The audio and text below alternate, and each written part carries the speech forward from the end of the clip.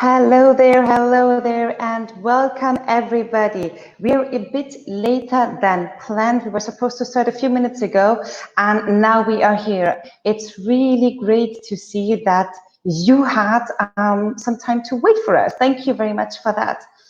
And I'm really happy to welcome you to today's virtual space, your LinkedIn Live, featuring the Academy for Diversity and Innovation.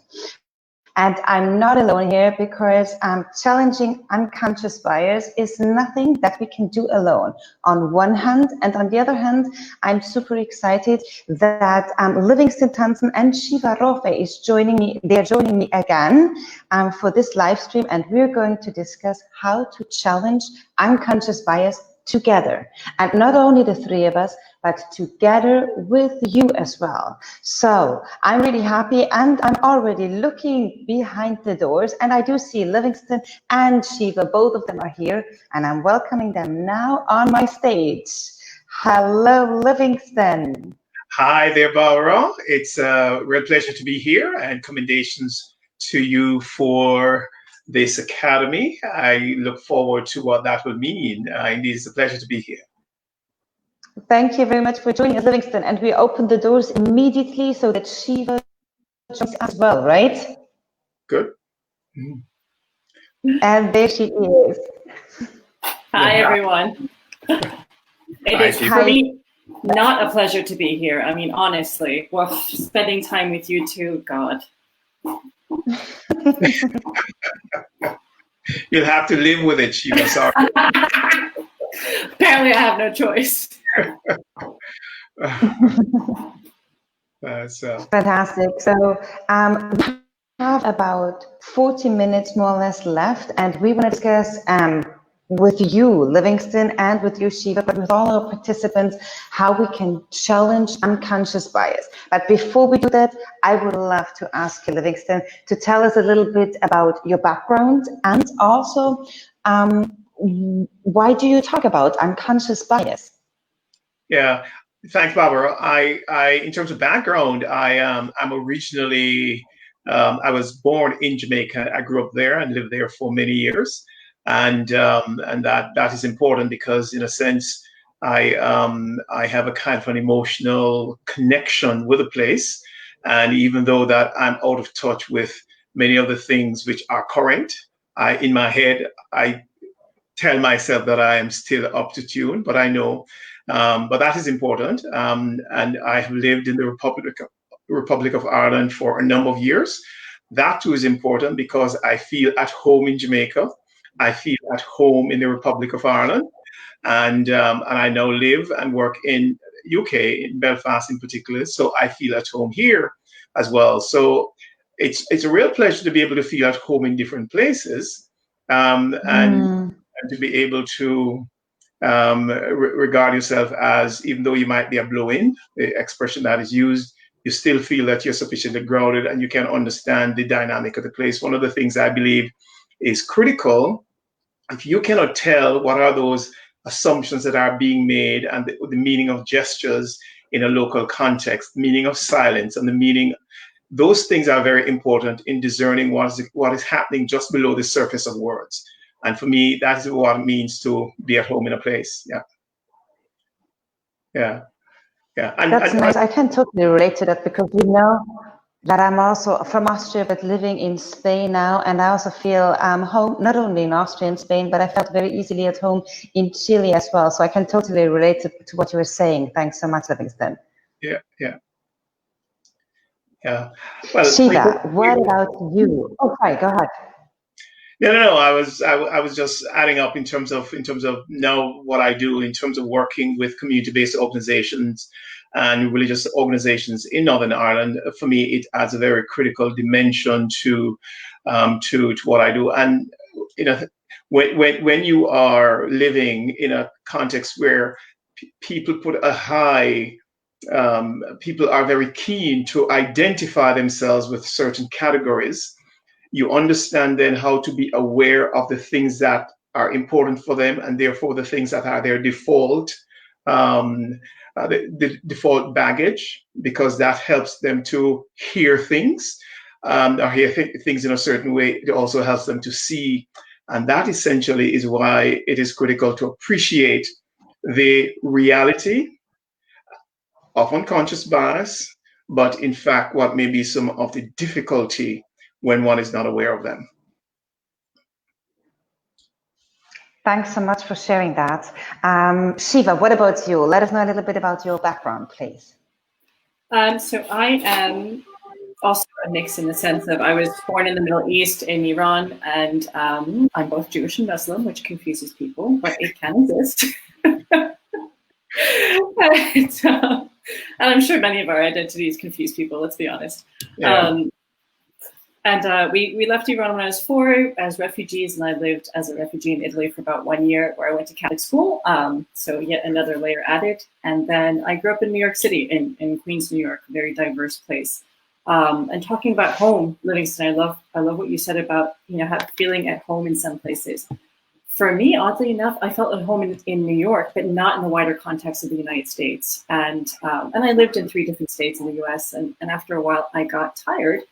So I decided to move, and I moved to Manchester, England, where I felt at home. Very good. And it was, it's like, how do I feel at home in a place that on the surface seems nothing to do with the other culture where I feel at home, which is the Iranian culture? How does that work?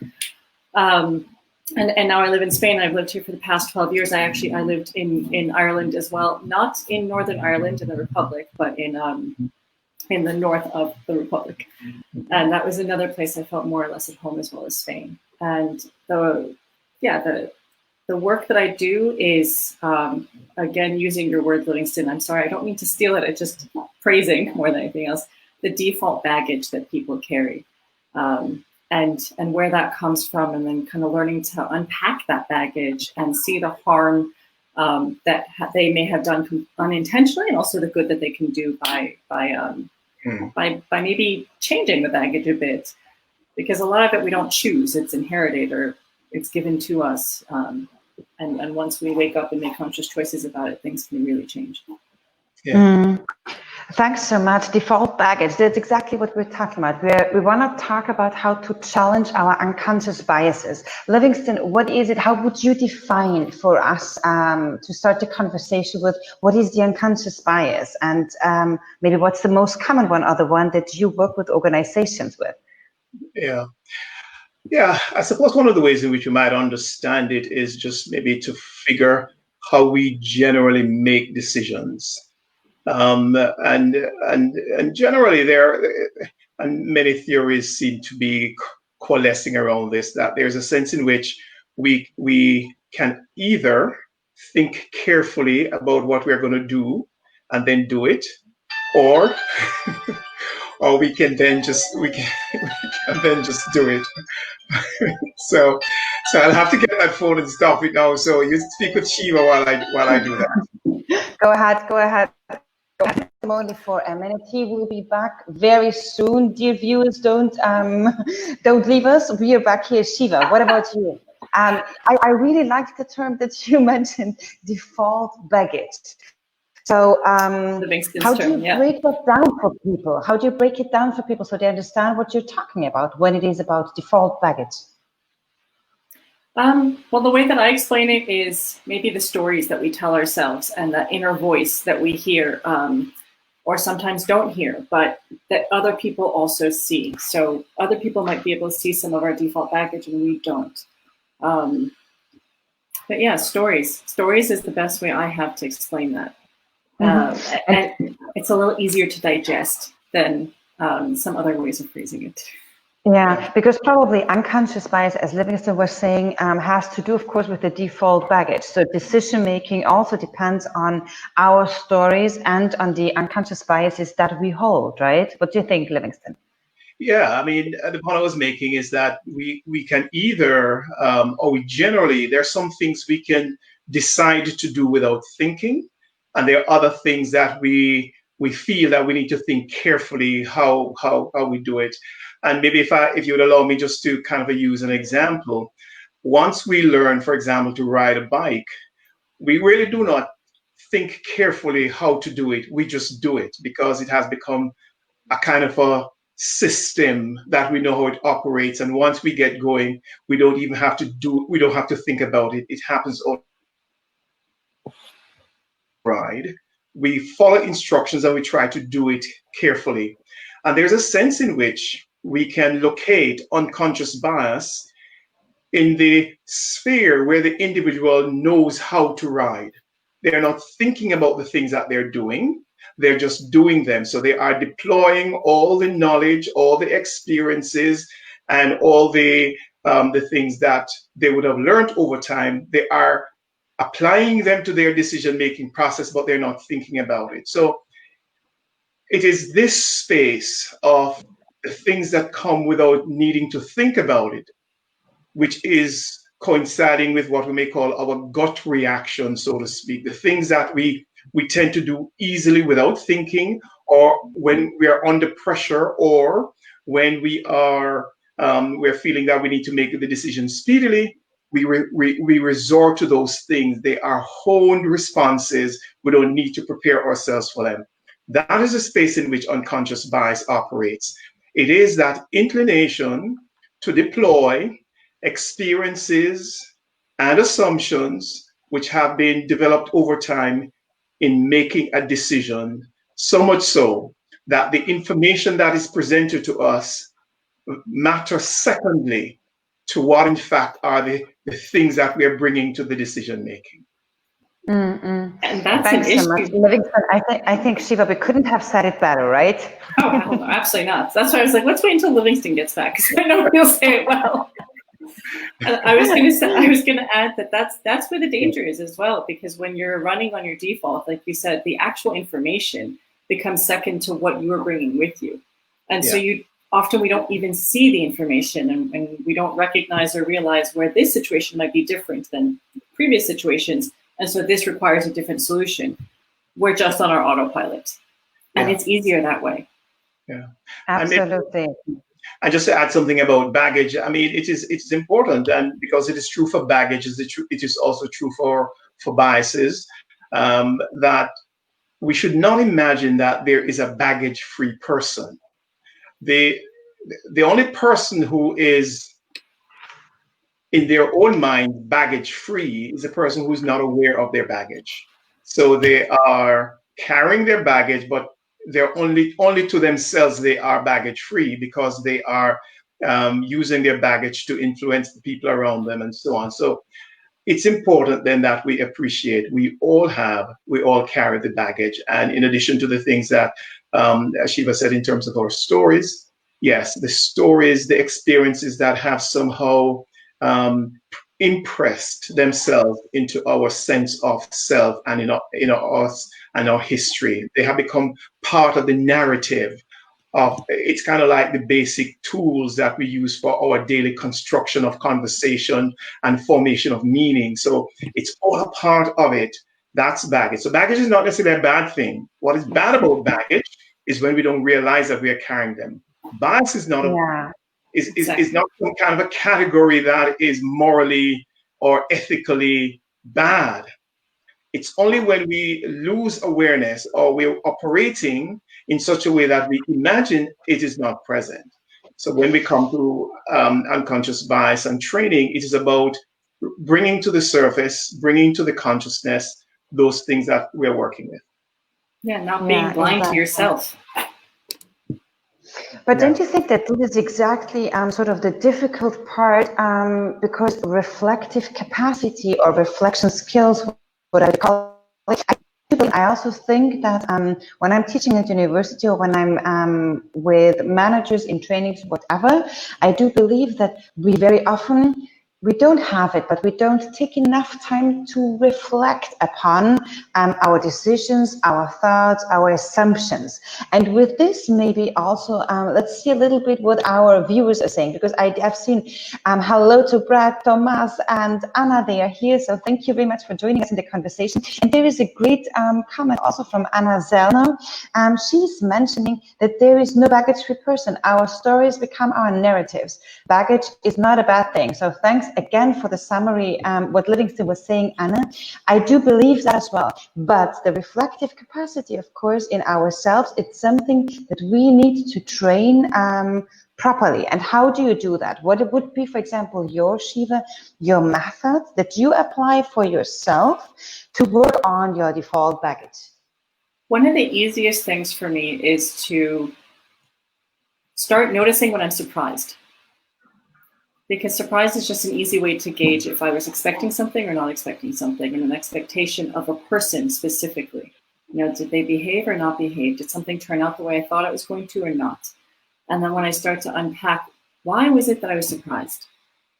Right? Why was it, what was it that I was expecting that, you know, what was the expectation I had that wasn't met?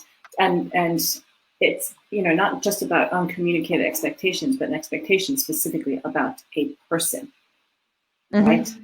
So I remember we had, for example, one of our faculty members had changed around their classes a lot. And this is a kind of, it's an innocent example, but it's also an example of how it could really damage a relationship.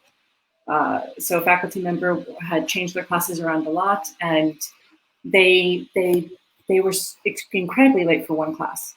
And, you know, my academic dean and I were concerned about, well, what's going on? And there was a variety of reactions. Both of us were surprised, but for different reasons.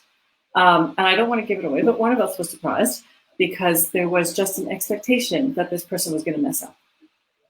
There was an expectation, there was an assumption, there was a belief about this person that they are not organized, they don't have their shit together, excuse me for cursing, that they, and there was an anger in the reaction then. And when we spoke to them later on, it turns out that they had actually been in the hospital and they had gotten some really bad news, and that's why they came. They still came. You know, they came late. And so that was an opportunity for us to change our story and our assumption and our about this person that we had. So taking the time to reflect on when we are surprised about something is, it could be an extremely powerful tool. Yeah, I think it's not only that we believe it's powerful, there's also somebody else who loves the tool though.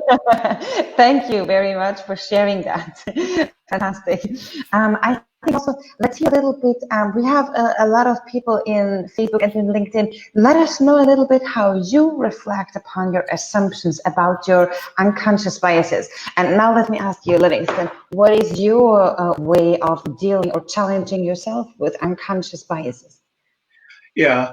I like Shiva's reference to surprise, but another one that I also find helpful is when you are uncomfortable, when I feel uncomfortable about something or someone, and to find out why is it that this person is making me uncomfortable? Is it their dress? Is it their manner of speech? Is it because of the ideas they are espousing? Something about what they are doing or saying, or the situation in which I am, is running against the grain of my experience, and I have not figured out how to locate it. One of the ways in which we can see how we approach the world is that we kind of have a mental frame or a map which we use for navigating the world. So this map, we may say it has a lot to do with the familiar things, familiar places, the things that bring ease, and they are part of the things associated with our baggage and our biases. When we find that something is making us uneasy or queasy, something is making us to have to increase our awareness of the presence of the other person, we might begin to, our heart rate might increase. We might feel the need we might feel that we're sweating more because of the situation. There's a kind of an impulse to react. We're in the presence of discomfort. It means we are in the presence of bias in operation. So that's a good way just to see it. And once we learn that that is the case, we find that in other situations, it is easier for us to be aware of the fact that I am uncomfortable because my bias is in operation. In any case, you can think of discomfort. An idea is not comfortable to me. A person is not comfortable to me. presentation I don't like. There's something about it. It's my bias in operation why that is working. And that for me is one of the ways in which to locate when the bias is operational. Fantastic. So we have surprise and discomfort. I really like both of them because they are, at the end, they are pretty similar, but also very different in the feelings that they urge us or provoking us. That's fantastic. Thanks so much for sharing that. Really great. And I also do see that there is a person commenting on from LinkedIn, one of our users. And he or she is proposing that one good thing is to stop what we do and to focus on the others, because our attention resources are limited. The brain needs to save energy, and then try to engage a conversation by asking open questions. And I think we do know that, of course, our cognitive economy requires us to generalize. But I think the challenge, of course, is that very often we go beyond generalization in order to make our brain work, but tap into stereotypes and rather negative assumptions about a group that influence our decision making, right? Yeah, I'd say that is correct, Barbara. I think appreciating that kind of the cognitive bias is important. What I would add to the idea of being able to identify when you realize you're in the space of biases in operation, then how do you then respond? This is something that has to be practiced and has to be really practiced. And we will not imagine that we're going to get it right at first. In fact, it is always a learning, and we should not imagine that we become perfected in this way. But the willingness to question ourselves is really very important. In a sense, there's something that is decent, even you may say, about a willingness to question ourselves. That an unwillingness or imagining that the other is wrong all the time is really quite indecent, if not dangerous. That decency to pause and question ourselves, there's a certain amount of honesty about it as well. That is something that has to be learned. Why am I feeling this way? And to be honest about it. For me, that connects a lot to what Jane had just put into the chat as well. To have conversations with ourselves more often, not only with other people. Yeah. Yeah, and this goes back to the point that you made at the outset, Barbara, that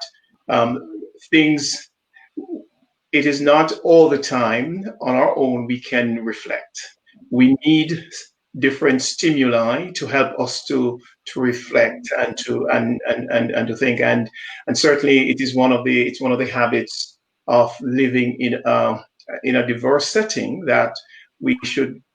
We are challenged to foster the habit of what I call thematizing our ideas, or our feelings. Why don't we try and express them out and describe what I'm feeling? In this moment, I'm feeling a little uncomfortable because this is what I see. To say it, and that becomes the basis then for either internal or external conversation. Let me ask you maybe another question, because it also relates to what we're talking about, Shiva. I know that you are teaching a course in the Summer Academy for Diversity and Innovation, and you as well in Livingstone. So, Shiva, your course is called the MindFuck, correct? Yes. Yeah. which I realize can turn off some people. I understand. So maybe you want to tell us a little bit about what the course is about and what is going on in this MindFuck concept that you propose. So the course is about unearthing and unpacking your assumptions, and doing it in a space where you don't judge yourself for it, because everyone has assumptions. It's completely natural. Everyone has biases, and it doesn't help to punish yourself for having these things. So it's a safe place to start unpacking the different assumptions we have and about ourselves starting first, and then how we see other people and so on. And part of it is understanding what I call your own culture, but it's really just the diversity of beliefs, assumptions, and values that have been passed down to you, that you have inherited from others, that you have interiorized, and then deciding once you start discovering them, learning how to decide if you want to continue with these or not. Right? And this is part of what makes it a mindfuck, in that you discover thoughts and beliefs that you hold that you did not know you hold. Right? I mean, I to be perfectly transparent, and this is the story I explained, which I will not go into the story, but my eventual divorce came around from going through this process, because I realized I got married for the wrong reasons, and there was some really deep beliefs and assumptions I had around gender dynamics that were getting in the way, not only of my personal life but also my professional life. So this is where it's a mindfuck, because you start realizing, damn, well, I thought I was a feminist, and now I realize I'm not. I think, that's really fun, because it relates a little bit to what Steve is mentioning. He's saying that most people think that biases exist, and we all agree on that, but we think others hold them, right? And so to really pick up on our own biases, that's what probably is that's what definitely is the hardest. And so that's what that's what your course is about, correct? Basically, yeah. It's knowing your own biases and not starting automatically with the other. And blaming the other. Let's take a look at, excuse my language again, but I mean, the course is called the Mindfuck, so you can expect some cursing. It's looking at your own shit and what I call your own demons, but learning to love them. And there are a few people, look, they are not bothered by the word, they love the Mindfuck. Apparently it's a highly recommended course. So thank you very much for all your comments here. Yeah. Fantastic. Thanks for sharing what is going to happen in that course. And the program is online, and we're going to post it as well in the chat window later on for you, so you can check it out. And Livingstone, you are one of the masterclass speakers, and you are doing a course for diplomats, right? Yes, but before I come to the course for diplomats, let me confess my unconscious bias in operation in this moment. So the course name that Shiva what is it? The course name is Shiva? The Mindfuck. All right. So as a religious person and as a Jamaican, I have come to regard the F word as a word that you just don't use as a decent person, so to speak. So immediately as I heard the term, I felt, I live a clean, so to speak. So I realized I'm in the realm of the bias, because I am bringing this assumption about what is ethically and morally correct, appropriate language to be used in a situation. I just wanted to illustrate that. All right. So at least I recognize that. So the course of diplomats. Diplomats have some core tasks that they need to perform. They need to perform tasks relating to communication. They need to perform tasks relating to negotiation, and they need to be able to realize deals related to trade or other things. But these are real core tasks of what it means to be representing your country and working with another country. Many diplomats appreciate the importance of understanding themselves, but also understanding others. What are the kinds of assumptions, cultural assumptions that are operating within the space of negotiation? Not everyone communicates in the same way. Not everyone negotiates in the same way. There are different things that relate to deal. So this course, in a sense, is about helping diplomats to strengthen their appreciation of these differences. And we call it cultural intelligence, because what it's basically saying, as a diplomat, you can strengthen your ability to understand your own assumptions about your culture, your country, and what you communicate. Mm-hmm. You can become much more adept at being dynamic and changing the approach with your negotiation style and what you assume about how deals are made, depending on who you're dealing with. In other words, it's not a one-size-fits-all for your negotiation. Some people believe that in negotiation, you have a style, you stick to it, whoever you're working with. Successful deals require understanding the culture of the individual you're dealing with and being able to address and show appreciation for those in deals. So that's what the course essentially is. We call it a masterclass for diplomats, cultural intelligence for diplomats. Thank you so much. I'm just having float in again the email and the webpage link for people who are interested so that you can check it out.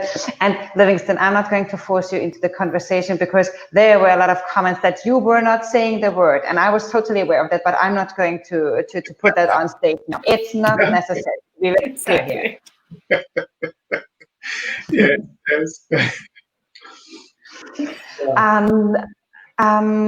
Thanks so much for sharing also the content about your masterclass and your course, Shiva. I think it's really super important that we constantly keep also through those academies or courses, etc., to share our stories and also to share practices that we ourselves employ. So, for example, I'm currently involved in a program with Anna Selno about trader trainers, and one of the powerful tools that we are teaching there, and that's also something that, for example, I do use on a weekly basis. I wouldn't say on a daily basis, but definitely on a weekly basis. It's the DIE exercise: describe, interpret, evaluate. So in the case that the moment that you see something, you immediately jump to evaluations. And that's sort of just to share my tool, how I try to challenge my own unconscious biases. What do you think about this exercise, if you're familiar with it? Yeah, I am familiar with the exercise, yes, and it is otherwise described as the DIN exercise, yes, but it's the same idea of describe, interpret, and then navigate or evaluate.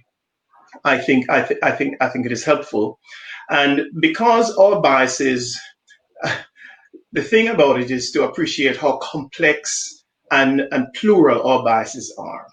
So that I can have a bias about age, I can have a bias about gender, I can have a bias about affinity, I can have a bias about affinity, I can have a bias about I can have a confirmation bias, and so on. These are the biases which it can all operate in one person, though not at the same time. And in a sense, appreciating when we are in different contexts, different things will be deployed. That idea of describing, and especially describing not only what we see, but also be prepared to describe what we feel as part of the interpretive in the interpretation bit, to describe how we feel about it. That, I believe, is a very helpful exercise to help us to manage change and resolving the dilemmas associated with biases. What about you, Shiva? I was going to say that the feeling part is incredibly important, and I like that you brought that up, Livingston, because change also happens when you are willing to feel and not just think. And if you're willing to tap into your emotions as well, you're much more in tune with how you're reacting instead of responding in situations. So actually, that's also a way of thinking about it for me, of using tools like this to go from a reactive state to a responsive state. So instead of jumping into action and just being triggered by something and being in your default mode, learning how to take a step back, think of it from a third person perspective. The way I'm describing it to myself, if an outsider were if they had seen the situation, would they agree with the way I'm describing it or not? And then starting to think of it from that point of view to be able to respond. But to do that, you have to first see and address and know the emotions that you have around it. And the more you tap into your emotions, the easier that becomes. I think most of us are afraid of allowing our emotions to enter, especially in the workplace. Of course, this is not unconscious bias, doesn't show up just in the workplace, but there are certain contexts where people are afraid to examine and allow their emotions to be heard, and that is incredibly important, and it's damaging if we don't do so. Thanks so much for sharing that. And I'm just looking a little bit at a time. So we have a lot of comments again here about the DIE example exercise from Anna Selner. Thanks again for sharing that it was developed by Janet Bennett and Milton Bennett, exactly. And also Chi sharing with us that it's good to include feelings and because sometimes we really don't think about that. I'm totally aware. So let us maybe just come also to an end, because we have been online almost already for 45 minutes. We thank you very much for your comments and for your thoughts, for sharing your experiences to all the viewers. And I would like to ask you just a very, very last question. And I'm just checking if we managed that with you, Livingston, because I know that your time has come. Maybe there is a last thing that you want to share with our viewers, and then we're going to say goodbye to you and finish up with Shiva here. Is it okay? Yeah. Yes. If there's one thing that I would say finally before I disappear, is how it is okay to not get it right at first in terms of identifying and dealing with the biases, because some of these have been they have been worked into our self-understanding, and they do not change because we suddenly become aware of them. In fact, it will take time. So the important thing is to understand this matter of dealing with the bias is not an accomplishment that we have. It's an attitude to engaging with others that we learn to deploy. So it's the way in which to think of it is think about getting angry, to realize that there will not come a time when you will not get angry. You get angry for different reasons, but learning to deal with anger is important. And being aware of the things that will cause anger in a situation is important. It's in that sense we should think of our bias is a kind of a response we have depending on the situation in which we are. We will continue to have responses. How do you manage that when you become aware? That's the thing I would emphasize. Cool. Livingstone, at this point, we say thank you very much for joining us. And I know that you have to run to the North of Ireland. No, you have to go to another meeting. We totally understand it. So thank you very much for being with us. And everybody sort of a goodbye to Livingstone at this point. Shiva and me were taking over the stage now, right? Cool. So it's only the two of us left, but it's only a couple more minutes. And I just want to pick up a comment there from Jennifer. Jennifer, thanks so much for sharing that, or for summarizing it a little bit. Respond, don't react, simply powerful. Exactly.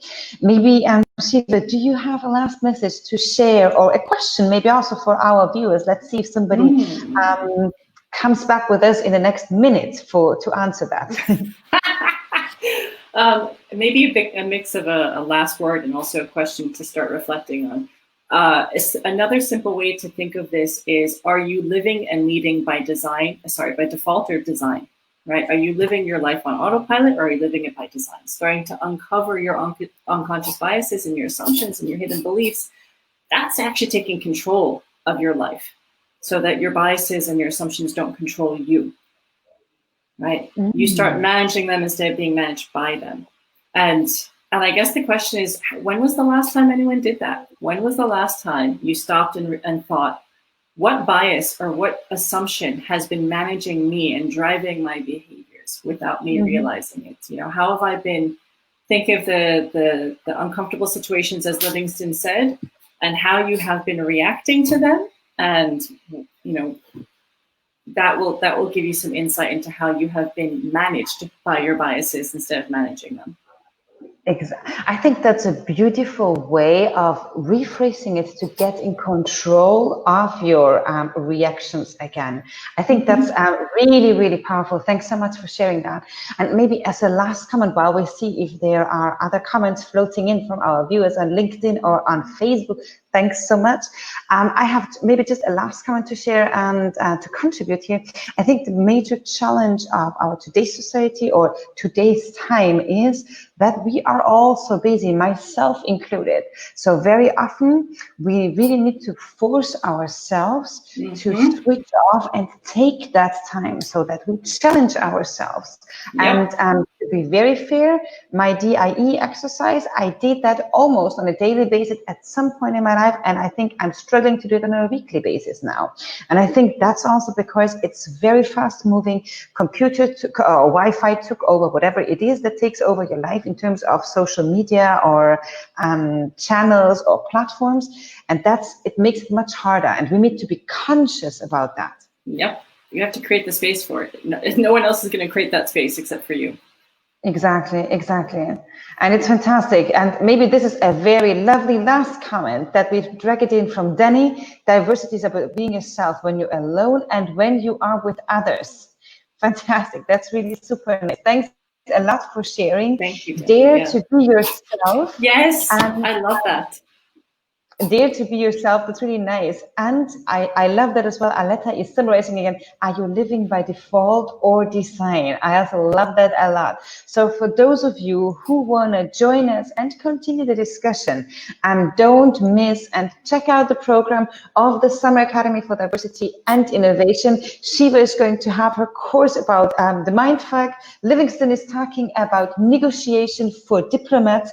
It's an amazing program with 17 professors from across 5 continents, a lot of variety on 5 different levels. So we have the explorer, astronauts, moonwalker, and the masterclass that you can join, and it would be great to see you there. And Shiva, thank you so much. I'm sending you a big hug here from Valencia to Madrid, right?